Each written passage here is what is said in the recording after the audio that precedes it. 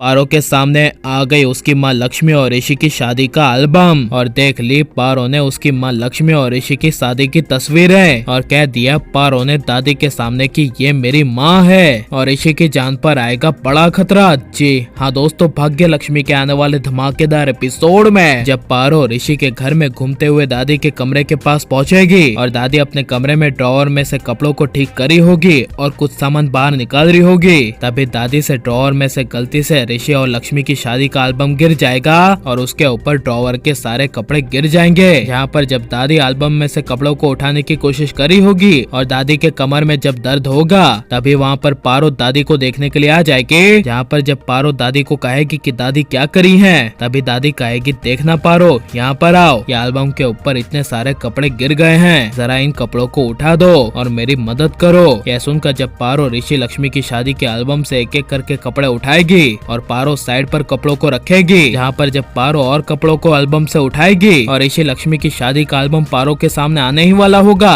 तभी पारो की नजर ऋषि लक्ष्मी की शादी के एल्बम पर नहीं पड़ेगी। जहाँ पर तभी दादी शादी के एल्बम को उठा लेगी और पारो जब दादी को कहेगी कि ये एल्बम में क्या है मुझे भी दिखाइए, तभी यह सुनकर दादी कहेगी मैं ये एल्बम किसी को नहीं दिखाती, ये मेरे पोते ऋषि के लिए बहुत स्पेशल एल्बम है। तभी पारो कहेगी अच्छा तो इसमें क्या स्पेशल है ऐसा, तभी दादी कहेगी मेरे पोते की शादी का एल्बम है ये, जिसे सुनकर पारो मन में काफी ज्यादा खुश हो जाएगी और पारो दादी को कहेगी तो मुझे इस एल्बम को देखना होगा, मुझे भी देखना है कि मेरे डैड की शादी कैसे हुई थी। यह सुनकर जब दादी एल्बम पारो को दिखाने जा रही होगी तभी नीलम गुस्से से कमरे में दादी के सामने आ जाएगी और नीलम गुस्से से दादी के सामने पारो पर चिल्लाती हुई दादी को कहेगी कि दादी देखिए इस पारो ने आज मुझसे किस तरह बदतमीजी से बातें की हैं, मैंने पारो से बस इसकी माँ का क्या नंबर मांग लिया, ये तो मुझे ही सिखाने लगी। यह सुनकर दादी नीलम को कहेगी कि नीलम क्या हुआ, तुम इतनी गुस्सा क्यों करी हो, छोटी बच्ची है जाने दे, छोटे बच्चों की बातों का बुरा नहीं लगाते।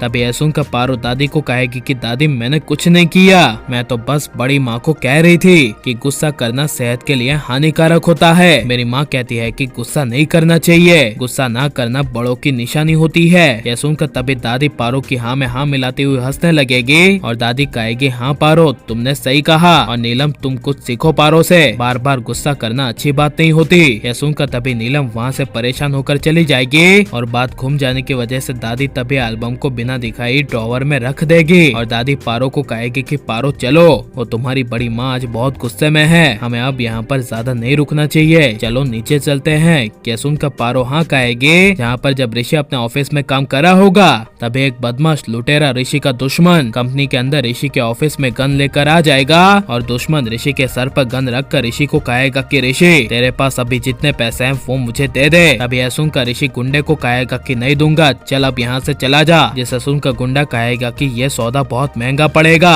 पैसे ना देने के बदले जान का सौदा होगा ये तेरा। यह सुनकर ऋषि के होश उड़ जाएंगे और ऋषि मन में काफी ज्यादा डर जाएगा और लेकिन बेचारी छोटी बच्ची पारो के सामने ऋषि उसके असली ही डैड है, इसकी असली सच्चाई आनी चाहिए क्या नहीं। और आप पारो ऋषि लक्ष्मी तीनों को एक साथ होते हुए देखना चाहते हैं क्या नहीं, ये सब हमें कमेंट में जरूर बताएं और आप प्लीज इस वीडियो को लाइक शेयर हमारे चैनल को सब्सक्राइब करें।